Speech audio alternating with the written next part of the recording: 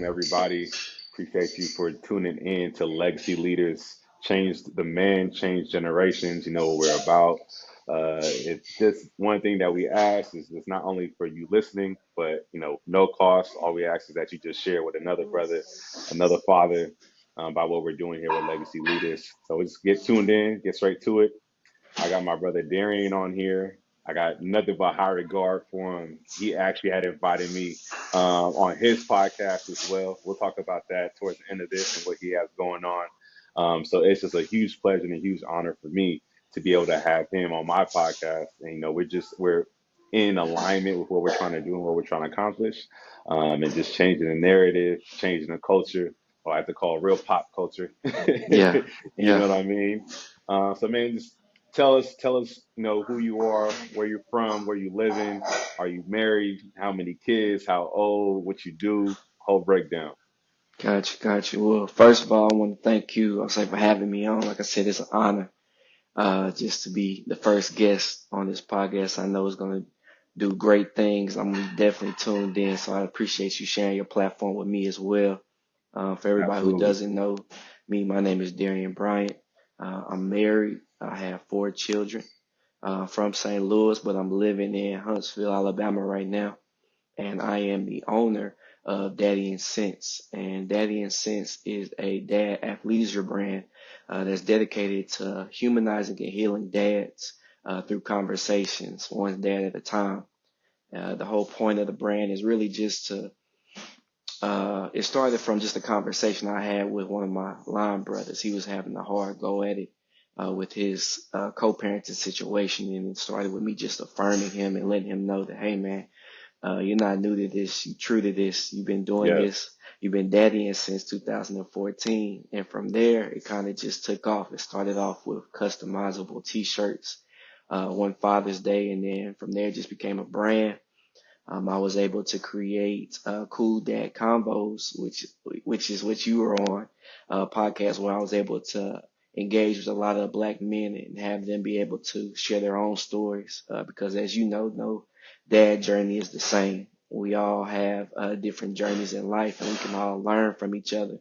And my hope is that through these conversations, like I said, we're able to heal and be able to humanize each other, for ourselves, for our partners, for our families, and uh, and just be able to move forward and shed a better narrative in regards to fatherhood, specifically Black fatherhood. Absolutely. I love that, man. Tell me what made you actually want to.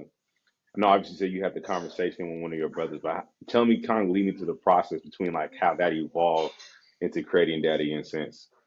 So I graduated from Alabama A&M University with a degree in marketing. So I've always been a creative person. Hmm. And in that conversation, like I said, it was really me just affirming him and wanting him to know that you may not be able to do everything that you want to do as a co-parent, but as long as you're showing up and you're present in your child's life, you're doing your job. Just focus on that. And from there, I kind of wanted to, I don't know, it just kind of came to me. I wanted to do something for the dads. We don't really get a lot of positive media. Most of the time, it's mostly slander and just the image for black dads, especially of the deadbeat dads and dads not being present in their children's lives. And I know a lot of great fathers who are the complete opposite. So I wanted to just do something special for us, just to shed some light and some positivity on the narrative, and try to do something that breaks that stereotype. So, like I said, it started off with customizable T-shirts. It just said "Daddy and Sense" and the year you became a dad. Yeah. And it started off with just a heat press and a vinyl. A friend of mine showed me how to use a heat press, and I was just cranking them things out. Yeah. And it got to the point where the demand was so much I had to start outsourcing it. I couldn't do it anymore, and I wanted to do something that was more scalable, something I could streamline. Just trying to fully customize shirts, it takes a toll on you. So I wanted to do something that was just universal. So I came up with the Cool Dads Club. It's kind of like the group that I'm talking to. And Cool Dads Club is men that look like us who are um, educated, trying to do something with their lives, whether they're married or they're a single parent, very in tune with hip hop culture, very authentic to themselves.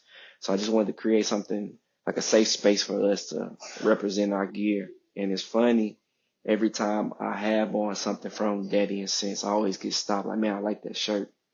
Like, I appreciate it, and it gives me an opportunity to share my story. And then in turn, I'm able to, tell me about your story.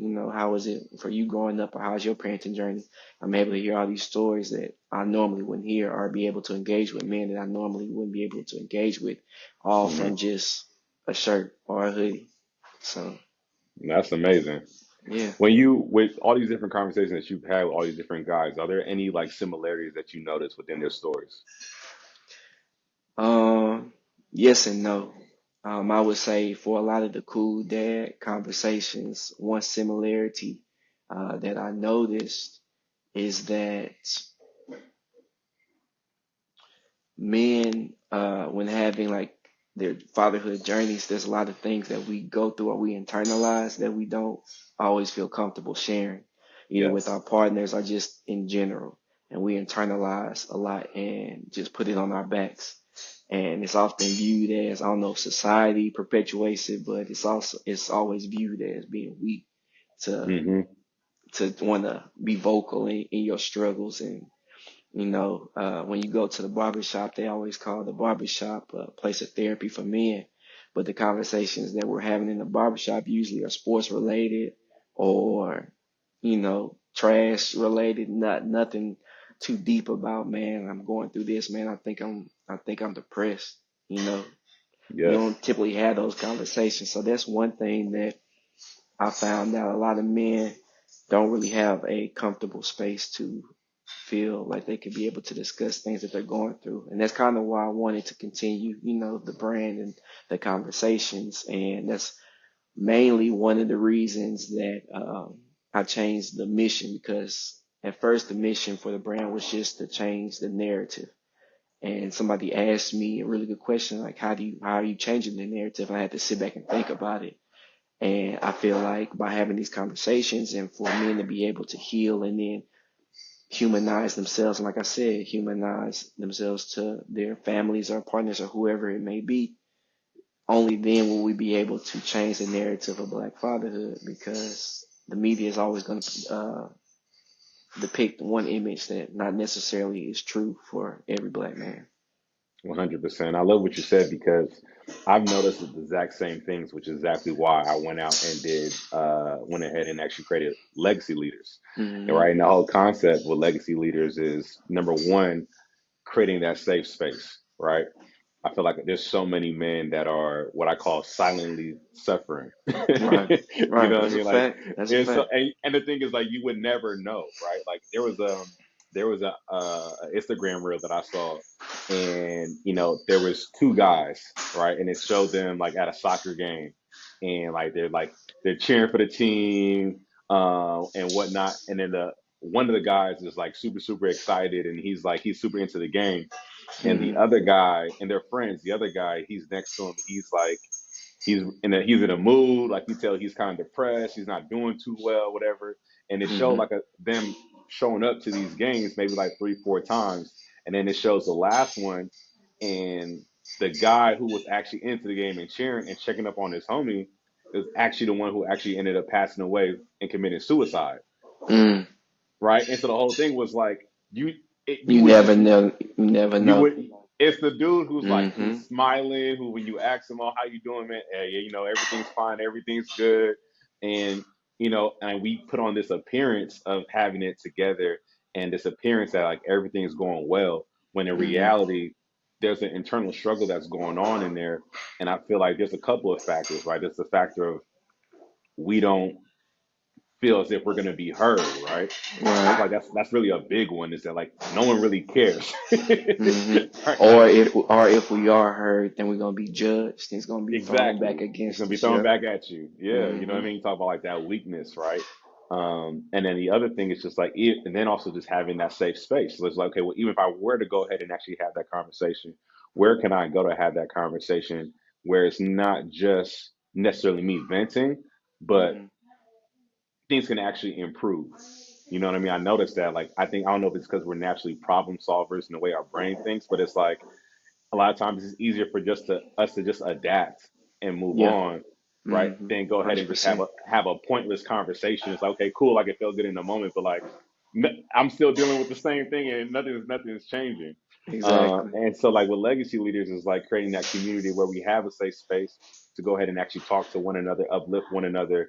And in addition to that, me utilizing like my coaching experience and my life experience to provide resources and value that would actually have tools and conversations to actually help improve your life, right? And actually Mm-hmm. be more fulfilled.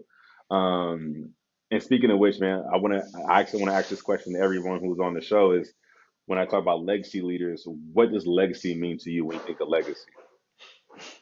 That's a great question, man. It's similar. I asked somebody, what do you want your legacy to be?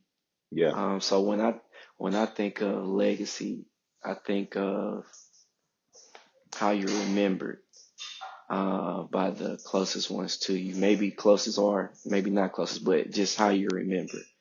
What did you do? What did you leave behind? What things can the next generation take and build upon? That's how I would identify legacy. So for me, I always say I want my legacy as far as like family is concerned. I want my children to know that I showed up and I did everything I could possible. I want them to know that, we may not have had everything, we may have had everything, but regardless, my dad did everything in his power to make sure that I was comfortable, that he did everything in his power to make sure that I felt loved, seen, and that I could just be prepared to go take on the world. So that's when I say legacy. That's what I'm constantly striving for. right. And then how would you say you go about doing that and as far as executing that in your life? Man, we talk about conversations. Try to have a lot more conversations now. I always give credit to my wife, even though I hate doing it a lot of times. She constantly, uh, and she's over there listening, but she checks me. She'll let me know when I'm straying away. As men, you and I, we two peas in a pod. We're always on go, thinking about what's next. How can we Yeah. be innovative? How can we do this and move the culture forward, move our families forward? And a lot of times it's easy to get lost in that and not be present in the household. Like you're Hmm. physically present, but you're not mentally present. So I've been trying to do a better job of being more present and just not always be on go. My mind may be on go, but try to be more present and be um, like one thing for dinner. I try to we have dinners together, my wife's idea, but I want to ask the kids, how was your day today? Tell me about your day. And we don't accept good, good. Okay, we have older kids, that's their go-to. Okay, good. And we don't accept that. The house, you need to talk about it because we want to be more involved in life and know what's going on. So that's one thing that I try to focus on and constantly get reminded on that I need to be doing. So as Yeah, I far love as that. Lexi, just trying to build on those conversations and be more present within the household.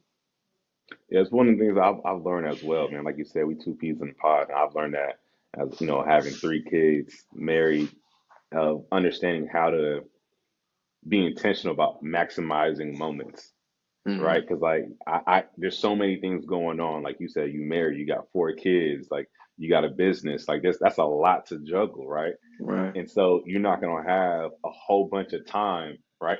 And that's the one thing that's always seems like there's never enough of. Hmm. And so what we have to do is start to be more intentional about, and I think this is where the leader part comes in of the time that we do have, how are we actually utilizing that time, right? And any little moment that we have. So even when like I'm picking up the kids from school and driving home, it could be as short as a 15-minute drive, but that's time, Right. right?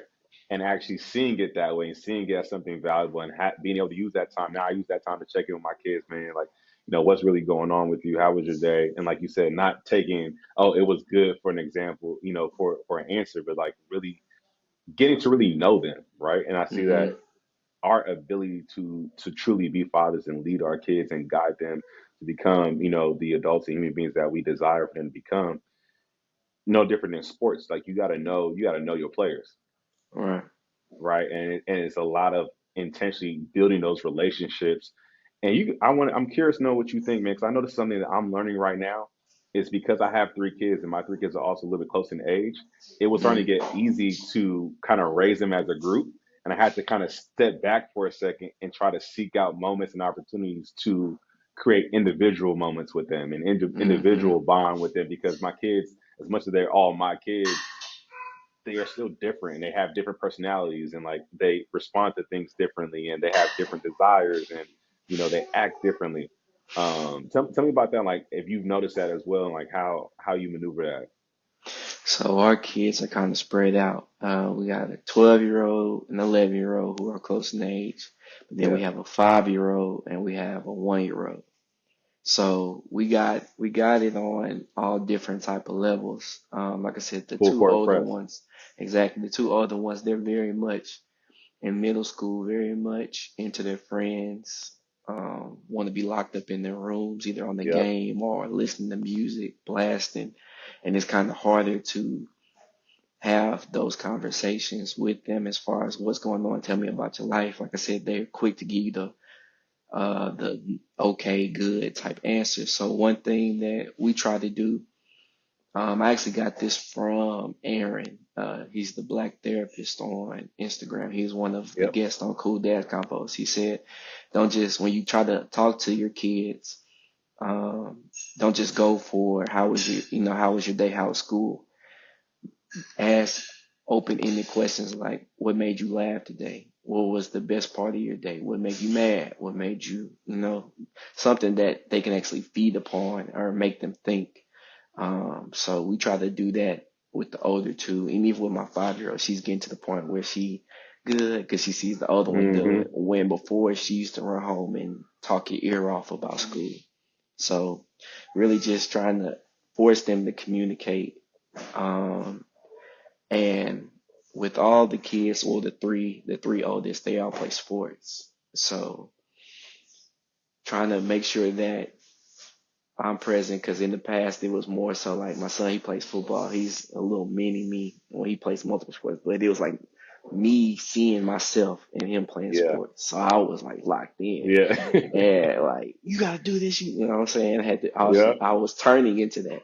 And my wife was like, you got girls over here that want to be cheered on and rooted just like your son. And I was like, you're right, you're right. So I told her, especially this season, it's full court press for everybody. I'm standing up at all the games. I'm right there recording and just trying to pour in and make sure that they feel seen as well. Yeah. And so far so good. The between soccer and softball right now, we've had good games. The 5-year-old, she just had a game last night, and we still trying to work it out, but just instilling that confidence in her, like you did good, you did. Yeah. 'Cause at that age, the girls doing cartwheels and playing in the dirt, not paying attention, but I'm the parent on the sideline, like, hey, pay attention, get ready. But trying to reel that back and just give her positive affirmations, like you did good, you're doing your best. Remember this, what I taught you, but Mm-hmm. also not coming down on her if she makes a mistake. So Yeah, that's really, funny. in saying all that, it's I read a book. I think it was Dale Carnegie. It's like how to make friends or something like Mm-hmm. that. I was given that book at work a couple years ago, and one thing that I took from that was in trying to make friends, or just in relationships in general, you always lead with the person's interest. Yes. So, in talking to my kids, talk about what they want to talk about. My 5-year-old is tiptoeing right here, so our conversations revolve around LOLs and everything else. Of course. Mama getting her, but yeah, just trying to lead with what they like as a way to try to build on those conversations and really get to know them. And once they're open and talking about what they want to talk about, then you can start sliding other topics in. No, I agree with that 100%. It's funny too, 'cause like I got all girls. So like my middle daughter, she's 5. She's been in gymnastics for a year, Mhm. and she done already moved up to competition team, and she did two competitions already, and she has one actually coming up this weekend. And I was at her practice, and I noticed at her practice earlier in the week, she was kind of goofing around a little bit in practice.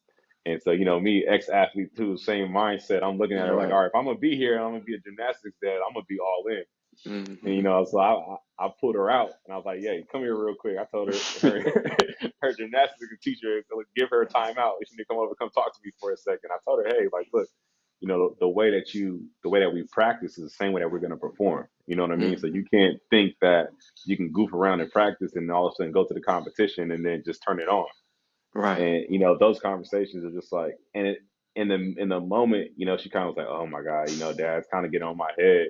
But at the exact same time, I can tell that she actually loves the fact that I generally care about how well she does, Mhm. in a healthy way. We talk about like same thing. Like I'm asking her, when she comes back from practice, like instead of just coming down on her about something, criticizing her, I always lead with, "What was your favorite part? What favorite part about practice today?"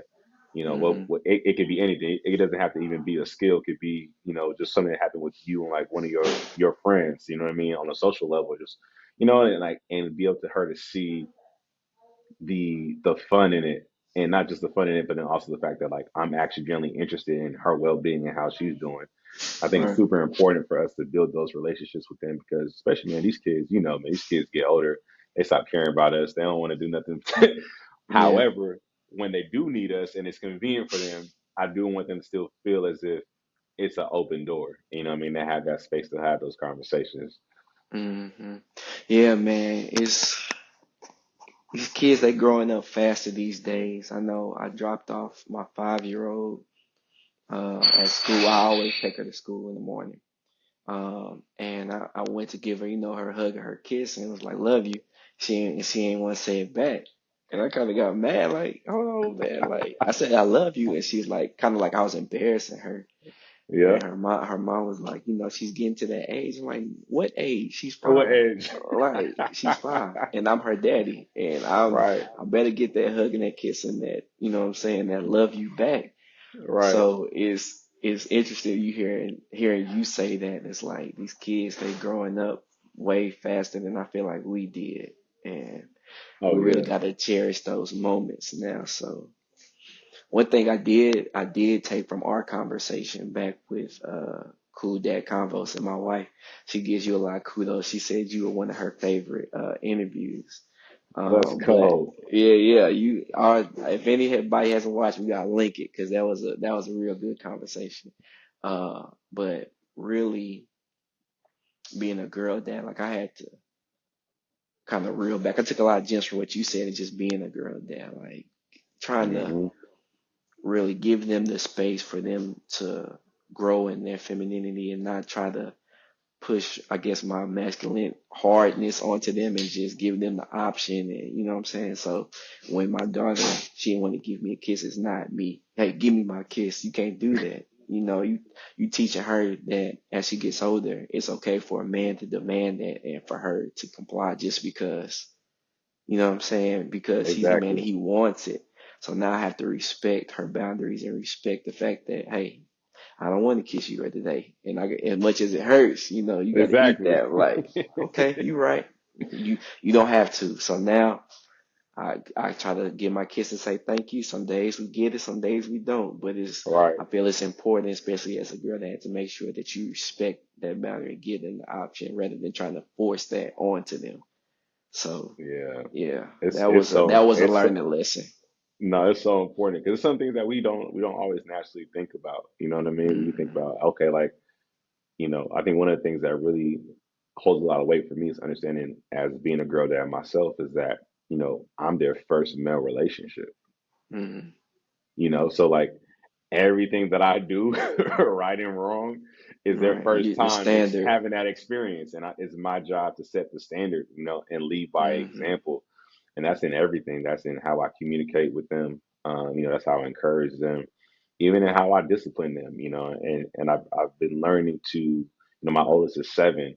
So I got in the most reps in with her, and I'm learning, especially now she's 7. Like you said, these kids growing up fast. She's 7, but she acts 16.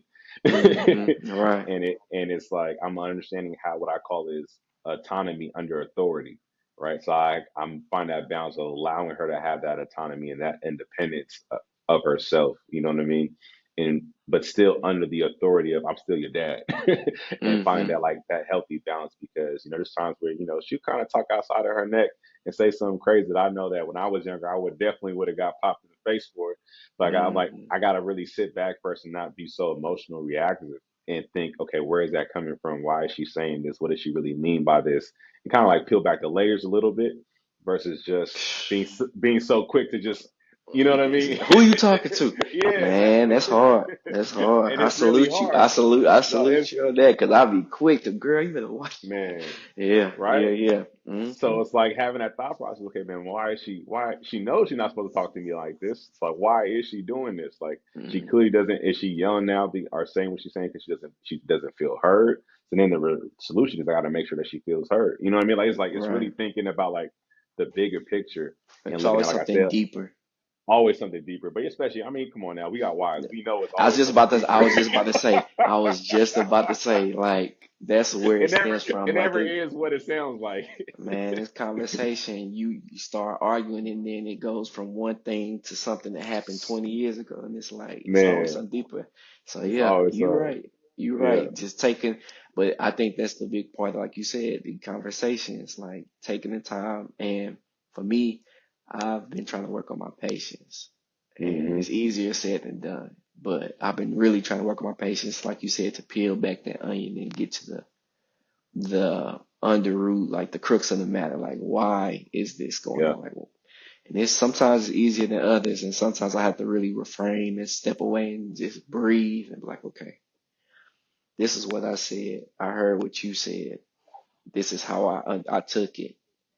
Am I correct in really taking those moments to do that? Because before I was just that hot head. I'm a Taurus. I'm stubborn, and it's like I don't like how you talking to me right now, so I'm on go. Yeah. It's like Yeah. so it's challenging, but I agree. It is very important, especially from the wife down, to take that time and to really figure out the underlying cause for the feelings. Oh, 100%, Yeah. 100%. What would you say, becoming a father, what would you say were like the biggest challenges in that transition? Like Hmm. from not being a dad to becoming a dad. Okay, so with my story, it's a little bit different. I had my son 2 weeks after I had turned 24. I had just got out of school, college. Hmm. Um, and me and his mom, we were, dating, but we were dating, we were dating. And, but I was still living life and enjoying myself. So going from that to now being responsible for a human life, it's Hmm. like a culture shock. I got, 1 Corinthians 13 and 11 tatted on me with his feet prints. And it's like when I was a child, I thought I was a child, spoke like a child, and behaved like a Yeah. child. But when I Yeah. became a man, I put away childish things. And it's like growing up in a family, my parents were divorced. When I was in 5th grade, I always didn't want to repeat the cycle. And then, a couple of years after he was born, we decided to go our separate ways. And it's like, damn, I'm just repeating the cycle, the rest of the cycle. And that's Yeah. everything that I didn't want to do.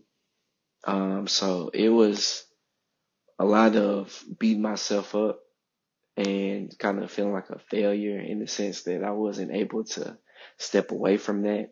And then I met my wife and then we got married, we had kids.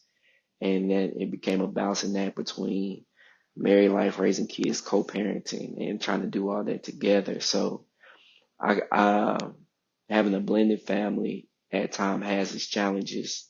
Um, but what I would say, the biggest thing that I took from my experience of one being a co-parenting situation, then getting married, is that I'm not always right, and that I'm not always right, and that I have to be able to listen and communicate how I feel, but also interpret what is being told to me and not be so nonchalant. Because that's always been the thing with me, having a wall and just being Like if I'm not liking something, I'm quick to get nonchalant and just like, okay, whatever, and just let it roll off my back. That's always been like a defense mechanism.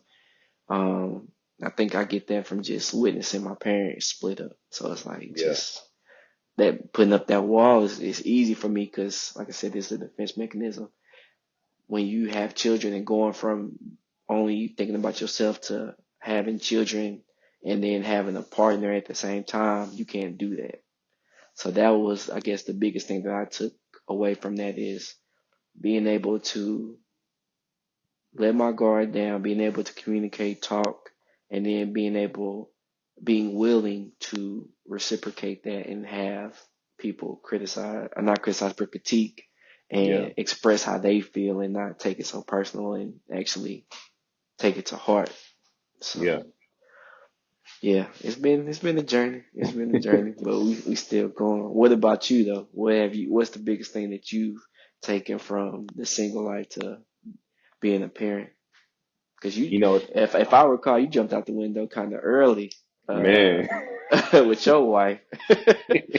You Hey, jumped out. I didn't really jump out the window, dog. She jumped out the window and grabbed me with Oh, her. well, yeah, yeah. Like, come on, let's go. I was okay being cool right where I was Yeah. and I was like, all So, right, I guess we here now. right. So, guess we here. So, yeah. So, Oh no, what's the biggest thing that you took from that? From guess we here. yeah, So, what no, I'm I looking mean, no, I mean, again, man, love my wife to death. I think the biggest thing that really helped me out because I got married at 23, so at. I was real young. You know what I mean? Now it's we on our 11th year. You know, 7-year old, 5-year old, 4-year old. And we've been through just about everything you can imagine, man, and still standing strong. And I think that when it came to kids, one of the biggest things that I realized was number one, kids is actually not that hard in a Mm-hmm. sense that like the baby's gonna poop, it's gonna sleep, and it's gonna eat. And the thing that I feel like no one was really shedding light on and having the conversations, passing it down to the next generation of fatherhood was it's really that woman, bro, that you gotta be prepared for, Yeah. right? Like, yes, you're gonna, learning how to actually handle the baby and being sleep deprived and all those things that come along with fatherhood. But especially when you're in a situation where you actually have, you're blessed to be in a healthy situation where you're with your partner, you guys are doing it together, hand in hand, step in step. It's that, things that you took advantage of that came so easily ahead of that before kids no longer Mm-hmm. happens anymore. And now Right. you have to be very, very intentional about, you know, just being able to have the relationship that you want. You know what I mean? And Mm-hmm. understanding that like, okay, being a parent, being a father doesn't make me a good husband. You see what I'm saying? Like That's a fact. Yeah. it's two different jobs. Mm-hmm. It's two different jobs. And just because I'm doing one and pouring a lot into one doesn't get to be an excuse for, To not neglect the doing the other one. Mm-hmm. Yeah. right. And so it's like Ooh, you preaching. it's a lot, bro. It's a lot of work. It's a lot of work. Mm-hmm. And again, we are so ill-equipped, right? Like these are things. These are, and this is why I'm so passionate about what I do is because I want us to start having this conversation not only with each other, but then passing it down to generations. Because I feel like growing up, if you think about as a kid, I can't speak for everybody, but I feel like being a family man wasn't something that I fantasized. Like I wasn't like, you know, fourth grade and the teacher asked you, what do you do when you grow up? I want to be a husband and a father. Like Right, that's right. I want I a was like, family, the white picket yeah, fence. like I was like, I want to go to the league. I want to drive fast cars. Like Mm-hmm. I want to have all the girls. And then it's like, yo, like nothing about that makes you equipped for this lifestyle as a family man, like at all. Right, So it's right. like everything just becomes kind of trial and error and you're kind of learning it along the way and having to evolve and having to grow and in any I realized that in any and every aspect that I was hesitant or reluctant to evolve and grow in was not only holding me back but it was impacting everybody else. Mm.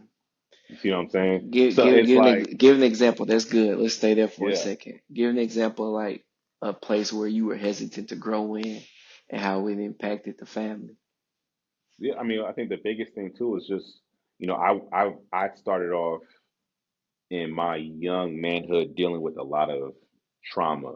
and anger, and just negative emotions, right? My parents divorced when I was young, and my Mm-hmm. dad and we were actually I was with my dad up until I was about 7, and then after that, things got real rocky, and they only got even more and more rocky as I got older. We're great now, but Mm-hmm. becoming a young man, being a teenager and whatnot, and feeling like you don't have that love from your father, and your father's not always able to be there, and you don't know as a kid what it's like to be a man going through a separation and what he can and cannot do. You only see what you see, which is why, like I Mm-hmm. said, we're good now. Because when I became a dad, I was like, oh, okay, I get it Exactly. now. Exactly. But at that time, it was just a lot of anger. And then after that, I ended up having a career-ending injury coming out of high school right before college for basketball. Mm-hmm. And I was super depressed with that. And so it was just a lot of emotions that I had that I was just surviving and I was living life. I was smiling, I was happy, I was still me, like we talked about, but I was also silently suffering. Yeah. And when I had kids and trying to balance having kids and having a marriage, it was like, yo, you can't just keep sweeping this stuff under the rug because it's now impacting how you're able to emotionally show up for everybody else when they need you, Right. right? And it's like, I can't open up my hand to somebody else if my hands is clenched and I'm already trying to protect myself from my own self and my own issues and my own emotions. So it's like, Mm-hmm. yo, I got to be able to be in a healed space so that I can actually be emotionally available to emotionally provide for my wife and emotionally provide for my kids. Or else I'm not going to be able to do the best job. I can do an okay job because I am still putting effort, but I knew deep down inside, like this, I gotta handle me first. Mm-hmm. And so that's where a lot of it comes down to is just like, okay, and this is what I talk about a lot, and I preach is that the best thing that you can give your family is the best version of yourself. Mm-hmm. And if I'm the best man I could possibly be, and I'm taking care of my mental, and I'm taking care of my self care, and I'm pushing myself to, be the best I can emotion with my emotional intelligence, my health, my fitness, my nutrition, like all these different things, it automatically benefits them. And when I'm not taking care of myself in any area, it's automatically pulling away from how I can go ahead and give them. You know what I mean? It's like the car only gonna go as far as you got gas in the tank. So you only got a quarter tank of gas no matter how much you want, like you only gonna go as far as that quarter tank. So it's like if I got a full tank, I could do more, I could go further. So it's like I gotta make sure I'm pouring into myself so that I can give more. And that's really like was like the biggest thing, man, I noticed with just like what I was dealing with myself was like, okay, I'm giving 100%, but I'm not giving 100% from a full cup. I'm giving 100% from half cup. Right. You Right. know what I mean? So they And really that, getting like a quarter. Yep. exactly, exactly. Mm-hmm. So it's like the more I pour into me, the more they get.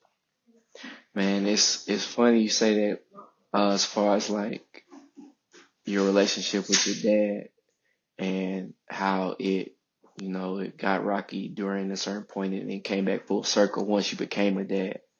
And it's like I tell people all the time, that's really like one of the cornerstones for why I changed the mission of just healing and humanizing because I always say, when my parents got divorced, my dad, he was in my life, but he wasn't present. He wasn't there. He moved out of state. And, I had a lot of anger and resentment in that too.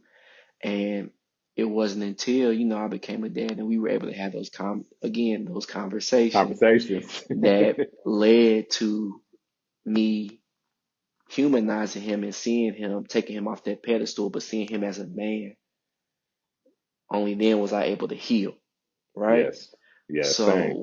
when I think about my brand and I think about Daddy and Sense, that's what I key in on is really just those conversations, being able to humanize yourself, to your partner, to your family, for your parent, to get over past traumas. And it's only after you be able to have those conversations, humanize, then you can heal and put forth best efforts and really be seen as a person because man, it's easy to get lost in the role of husband and father. And for Easy. a minute, I felt like I was just really on like autopilot in regards to just that role, like go to work, pay bills, and that's who I was. So, And let's actually let that marinate a little bit because I feel like that's a mode that I feel like a lot of dads are in. hmm And I feel like that's a lot when you talk about like a lot of like the mental health stuff, and the mindset stuff that's kind of suffering. it comes from being in that mode, right? Where life is kind of in control of you versus the other way around. And Right. you don't feel like you can ever really get ahead. You're just always trying to just catch up. You're just trying to just Mm-hmm. survive. And then what I noticed, is when it comes to the self work, you know what I mean? And we were just talking about recently about about the self improvement and that personal development is, you know, a lot of guys, in order to counteract that feeling, are trying to escape the pain, right? So it could be, alcohol, it could be food, video games, porn, like, Mm-hmm. everything is really escaping, whatever it is, like kind of lean towards these vices. And I feel like I went through a period in my own life where I realized, okay, I was actually hanging around a bunch of other dads who are older than me, but we have more in common because, like I said, I'm young, but I've been married for a long time, got a lot of kids, and I'm listening to them talk, and we kind of just hanging out. But I'm listening to them talk about their lives, and I'm like, hey, bro, like I can't let this be me for the next. This is my this is what my life is going to be for the next 20, 30 years, Yeah, yeah, and yeah. this is going to be a problem. Like, all right, like it kind of woke me up. Was like, okay, I need to stop escaping it and really start figuring out how I can get better at this game of life. And Mm-hmm. that's when things start to shift for me. And that's when I start to realize, oh snap, it's just like working out. Like 50 pounds, a 50-pound dumbbell for somebody who's never worked out before or came to the gym, it's gonna feel real heavy for him. But for me, because I've been doing this for a long time, if I go pick up that 50-pound dumbbell, it's not gonna feel the same way as it feels for him. It's the Mm-hmm. exact same 50-pound dumbbell, right? Right. But our perspective to it is different. So it's like, okay, cool. Like you're dealing with business, you're dealing with family, you're dealing with wife, you're dealing with kids, and it's if we don't ever start to get those reps in and start building that endurance and building that mindset and building that leadership skills and building those skills that's required to properly navigate and maneuver, then it's like it's just going to always feel heavy. And the only Mm-hmm. way life is going to start to stop feeling so hard and stop feeling so heavy is if we get stronger and we get better. Man, You know it's what I like mean? one thing that you said that has really stuck with me is like taking pleasure in the things that you don't want to do. Like, Doing and the hard stuff. yeah, doing the hard, taking pleasure in the hard stuff, the stuff that you don't want to do. Like, ever since you said that, man, I swear it's like me waking up at 4 o'clock to go to the gym, man. I don't want to do it. Yep. I hear that. I hear that in the back of my mind. Man, I don't feel like washing these dishes, but I know that if I do it, it's gonna take some pressure off my wife, and in turn, it's gonna take pressure off the household. It's gonna be a smoother environment.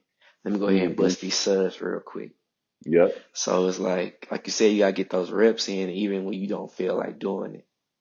Yeah, and it pours into everything, right? Because how you do anything is how you do everything. So Hmm. it's the big things, but it's also the small things. Like, how many times do we see some trash or a toy on the ground, and we see it and just like, oh, okay, Walk like right walk over right by.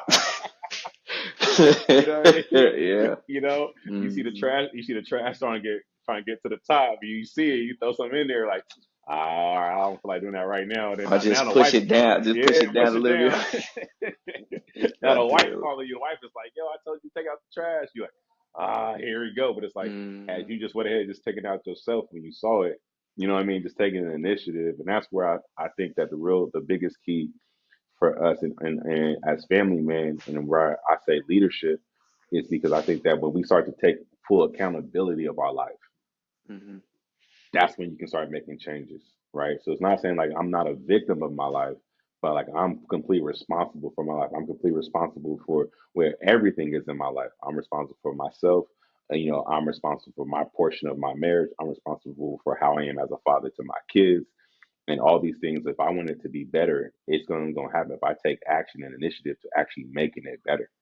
Hmm. You know what I'm saying? It's like that has to be the mindset. It's like it ain't gonna get better by you just sitting there and just hoping that it's better. And I feel like that's a lot of guys. Is like a lot of guys are kind of in that, on autopilot, and like they don't want it to be on autopilot. They want to break out of it, but then they also not taking any action. Like you just kind of just sitting there, just Hmm. like, bro, you're gonna end up sitting there for the rest of your life, and before you know it, you old and everything done fell apart, and you feel unfulfilled, and you in a bad spot. You know what I'm saying? Right. So, how do we change that initiative to go ahead and say, okay, I'm gonna start taking action, start taking accountability, It's like, you know what? I don't want to live an average life. I want to live a good life, a fulfilled life, and I want to, have fun with this life and enjoy it. So now I'm gonna go ahead and do the hard things so I can enjoy the reward of doing the hard things. If not, you just take the easy way out. You're gonna make life real hard on yourself. That's a fact. Yeah, man, you hit the nail on the head as far as like just the accountability and just really taking that ownership. Like, I don't like the way my household is moving, but you the man of the house. You the foundation. So if you don't like what's going on, you don't like the fact that nobody's talking, change it. You know what I'm saying? I grew up. My dad's a pastor, so I'm a PK. So we Yeah, definitely grew up in church, same. and I kind of got away from it for a little bit, like just being lazy. Like, man, I don't feel like getting up going to church. And then my parents, both, that's not how you raised. You Yep, need to get back in the church. Like, yeah, I'm gonna do it next Sunday, next Sunday, next Sunday, turn the next Sunday, next turn, right? And this year, like we were so blessed last year. Like we had a healthy baby. Well, not last year, but 2022. So yeah, we had a healthy baby. We moved into a new spot last year. Like all these blessings, and it's just was on my spirit. Like, man, you need to get back in church, man. You need yeah, like yeah, you. It was just on me. So I told my wife, I was like, yeah, we going back to church. And we started small, we started waking up on Sunday and watching the church live streams. Okay. We got the baby. hmm We know she gonna show her butt in in church. So this is a baby step, but we gonna wake up, everybody gonna sit on this couch and we gonna be present and get that word. yeah, And it's just like, like I said, you don't like the way things are going, it's on you. You gotta step it up and be the leader, no pun intended, of your family. So that's yeah, it. I agree. I love that. And that's a real big thing too. Cause I went through that my dad was a youth pastor. Okay.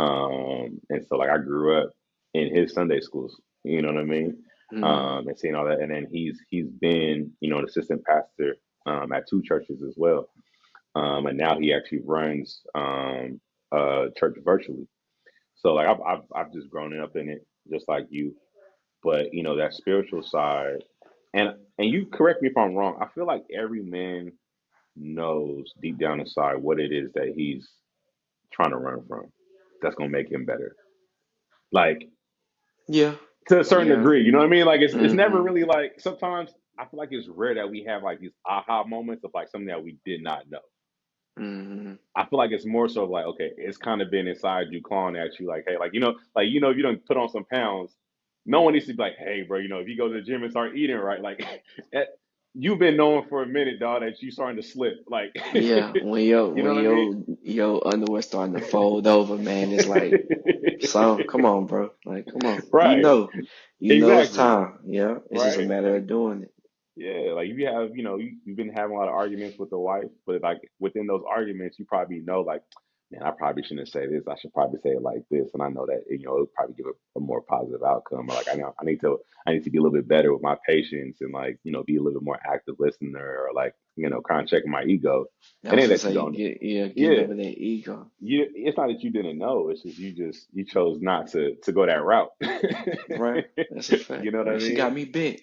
Yeah, right. Like, Yeah, yeah. That ego's that pride. yeah, That's a man. That constant pride, thing. that Hmm. pride is a constant thing, man. I feel like one of the things that, and let me ask you, what would you say are the characteristics of a ideal leader?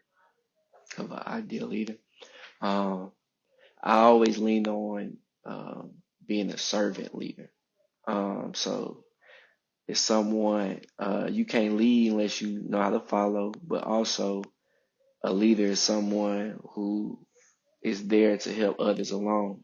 So it's Hmm. like if I can help you along your journey, then in turn, you may follow me because I know what I'm doing.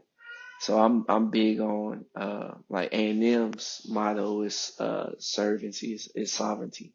Like Yes, making sure that you of service to other people is the primary characteristic of being a good leader to me. you hit it right on the nail because that's exactly how I feel about leadership. Right? Is that it's all about, like you said, the service, right, and the impact. And I think that when the more we can start to adapt that identity as family men, I think that's where the Mm-hmm. change starts to come. You know what I mean? It's like, all right, I want my kids to be their best. Every dad wants their kids to be the best that they can be. Right. But it's like, hold on, why am I listening to you about being the best if I don't see you working on being your best, right? Like Mm-hmm. I can't be telling my kid like, hey man, you can't just be, yelling all the time. Every time you get angry and snapping, like I gotta show by example of, yes, okay, I'm angry, but this is how I'm gonna still go ahead and actually recollect myself and I still have a healthy conversation. Like if I'm not showing the example, how can I lead them to do the things that I want them to do?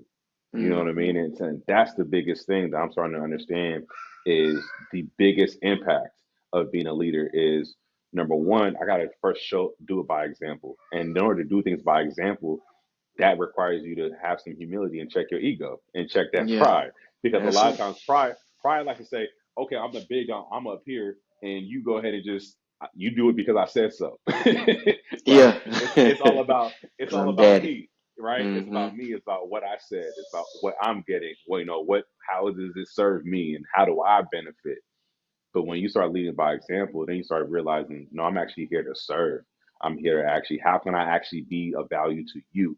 How can I help you? What is it that you're trying to accomplish? How can I help you get there? How can I make things easier for you? How can I make it a healthy environment for you? How can I make Mm-hmm. you feel safe? How can I, like, you know what I mean? All the things that you want your family to be and your household to be is understand that you are the one who's actually responsible for creating that actual environment, right? You're Mm-hmm. the one who's responsible for creating that healthy relationship.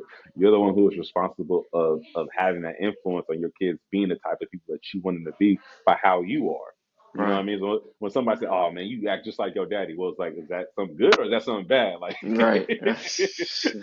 Depends on who said it, man. That's that part. depends Hey, on who that part. said it. Yeah, because if my mama said it, I don't know. I don't know if I want to take that. That's Yeah, real, no, that's real. That's real. man. So I got a question for you because you touched on a lot in that last saying. When you taking on all of these responsibilities and trying to serve your family and taking Hmm. on the responsibility of do that, that can be a lot. Like we said, it can be a lot on your shoulders. Yeah, Taking on that responsibility. Um, how do you manage that? You personally, like I find sometimes I struggle a lot with like that responsibility of just trying to service everybody. And yeah, also, like, how do you manage it, but also how do you deal with, I don't know if you do it, but I sometimes deal with, was it dad guilt, imposter syndrome? Like, am I doing yeah, everything that I can do? Am I really a good leader? Like, is my family yeah, where it could be? And if my family's not where I feel we could be, how much of that is my fault? And yeah. how do you manage that and how do you deal with those type of feelings? Man, that's you got a couple good, real good questions in there because I understand that dad guilt a lot.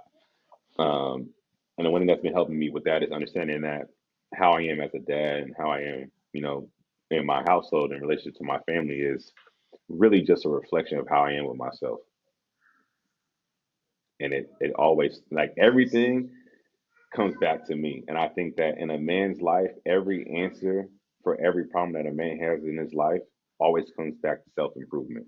Like everything. Like Mm-hmm. if a girl broke up with you and hurt your heart, like bro, improve your like go like the best revenge is you getting better. You know what I mean? Like Mm-hmm. if you feel like you could be doing better as a father or better as a husband, it first starts off with you improving yourself. Like it always starts off with you improving yourself because that self improvement it not only elevates you but it puts you in a certain mindset of again like we talked about accountability, right? Right.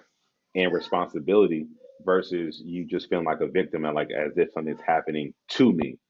Um, and that leads me to the biggest part that has completely shifted my mindset over the past 3 years. And I've seen how much it's changed, not only how I am as a man, but how I am with everything in my life, including my family. which is I started to understand that my pain is my purpose. Mm. So like anything, bro, that's creating some sort of pain in my life. It's something I need to start to actually reflect on and start to lean in more and then think about how whatever that pain is actually not against me, but it's for me. It's showing me, hey, this is actually an area in your life in which you need to actually get better at. You see what I'm saying? So like Yeah. an easy example is like money. You know, what I mean, let's say like you were supposed to take care of something, and now something came up or something came out of your account and whatever, and it's not there. And now you can't, and you upset because you're like, man, I'm supposed to be the man, supposed to be taking care of my family and what. Like, okay, dog, that pain isn't really there to make you, to put you down, keep you down, right? It's there to Hmm. say, hey, dog, this is an area of your life where you are at this level, and guess what? The way you get rid of that problem is if you get up to this level. So Yeah. now You gotta tighten up. my entire focus now is on getting on that journey of how do I actually improve in this aspect. You know what I mean? Hmm. Just like same thing, having problems in your relationship with your spouse. It's like, yo, the answer is not all right, call it quits. Right? The answer is all right. This is clearly my life showing me this is a point of emphasis that I need to actually work on to actually improve.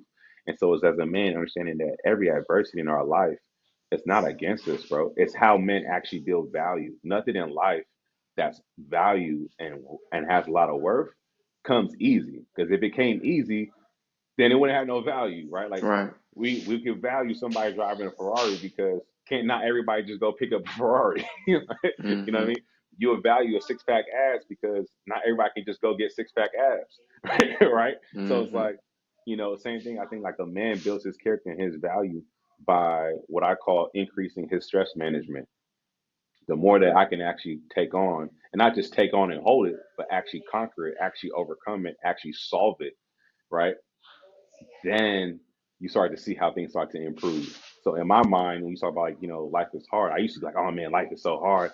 I gotta deal with the wife, I gotta deal with the kids, and I'm tired. And I got to, and it was just all about like this is happening against me Hmm. mindset, right? And it's the only way. And when you have that mindset, the only way you can get out of that is to run away from it, right? It's like Yeah. I don't, it's hurting me, it's pain, but when you say, oh no, this pain is making me stronger, this all this stuff in my life is to make me better, to make me a stronger man, to make me a better man, to make me elevate. Now you start searching for it.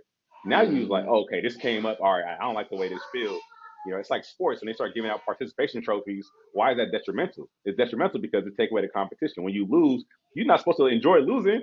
You're supposed to take that pain Exactly. from losing and be like, all right, we're about to get back in the gym. We're about to hit these drills and we can start practicing, start getting better. We're going to Hmm. put in some extra work. And then you get back on the field, you get to execute. And then when you get that feeling of then overcoming that adversity or winning that game and doing that thing that you didn't do last time, and then you see the result of it, that's what makes you feel good.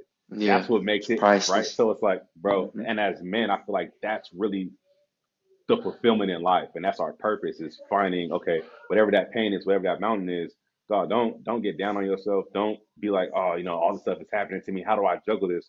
No, lock in and be like, no, this is actually in my life for a reason to actually make me a better man, right? So it's like your goals that you want to achieve in life and the dream life that you want to achieve in life is never actually about the goal itself. It's about the man that you have to be to achieve that goal, and Hmm. that is the purpose. Like, so you always have to say like, man, it's about me becoming the man that does these things. It's about me becoming the man that has these things. It's about me becoming the man, right, that is at that level and at that space where I can navigate it. I'm having a problem right now with communication because, well, this is the level of it that I'm at with my communication. Right. That's straight up, man. That's the only reason why I'm having these problems. So how do I Hmm. fix the problem? I got to elevate my How communication do I skills, become? Yeah, yeah, right?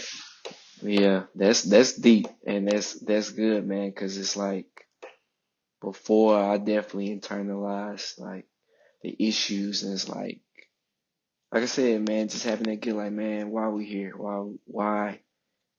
Just is having that negative weight on you, like, Yeah. man, like I feel like I'm doing everything in my power rather than leaning into it and saying, okay, what do I need to do to get to that next level? So that's good perspective. I like that. It's perspective, man. Like I said, it's the same 50 pounds, just depends on who picking it up. Hmm. And make you sure know, you, the more times you pick it up, the lighter it's gonna get. that's it. 100%. 100%. Then the last question I want to ask you, man, I know I value your time. How would you say community and brotherhood has been? impactful in your journey of being a husband, being a father, and just balancing everything in your life? Man, I say that it's impacted it greatly. Like I said, being blessed to meet you and that for us to, you know what I'm saying, develop the relationship that we have and be able to have these conversations and these talks always take some gem from these conversations, man. It's like stuff that I didn't always think of or just a way of thinking of it differently. Like you said, perspective. Um, so being able to have community lets you know that you're not alone. You know what I'm saying? You're facing what other men have met and being able to be around like-minded individuals who do uh, have aspirations of putting their families in the best positions and themselves and being great leaders and being great men is everything. It's like iron sharpens iron. If you Yes.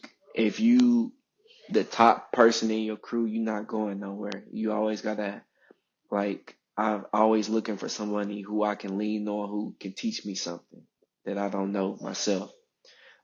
So just being able to have these type of relationships and like I invited you to join that group that we are in on Yes. Instagram, like all those Yeah. different brothers, man. It started out with just working out, and that's that's the basis of it, the fitness, but the conversations that can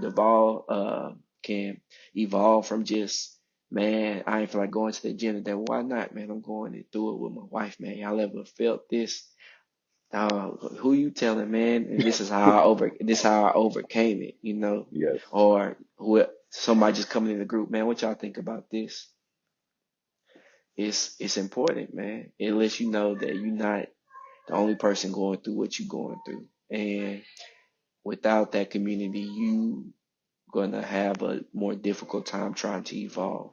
So I definitely encourage all black men to find some type of group, and not just a group of yes men, but some men that are going to challenge you in the way that you think and being able to elevate you as a man. 100%. I think that's the other thing too is being very strategic too with those relationships. You know what I mean?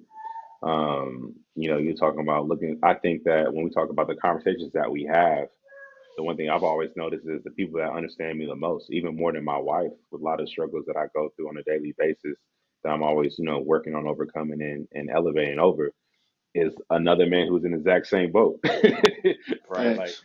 ain't nobody gonna understand a dad better than another dad.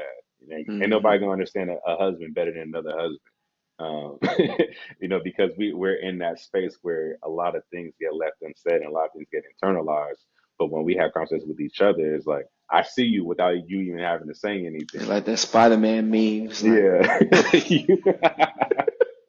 exactly. I see you and me. Yeah. Yeah, yeah, yeah. And then it gets even more powerful when not only do we have conversations of understanding and empathy, but then also now encouraging to get better versus just Hmm. like, okay, kumbaya for me. You know what I mean? But really it's like, okay, look, brother, I'm gonna hold you accountable to actually improving. You know what I That's the mean? big one. That Hmm. that's where it starts to get real and that's where we start to elevate. And that's exactly why I got the Legacy Leaders community.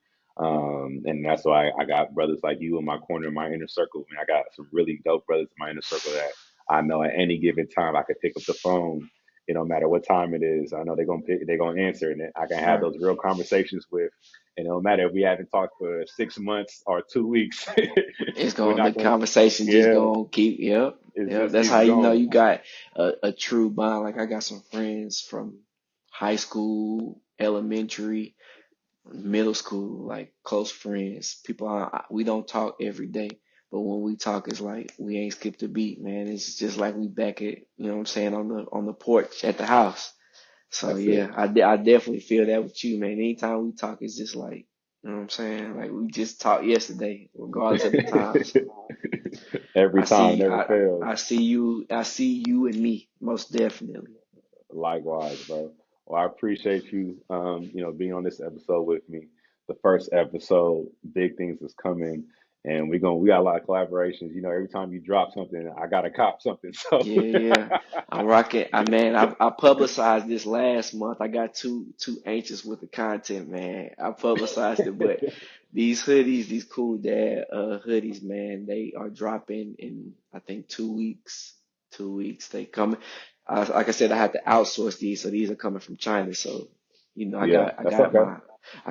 my dates, what I'm saying, wrong, and I was like.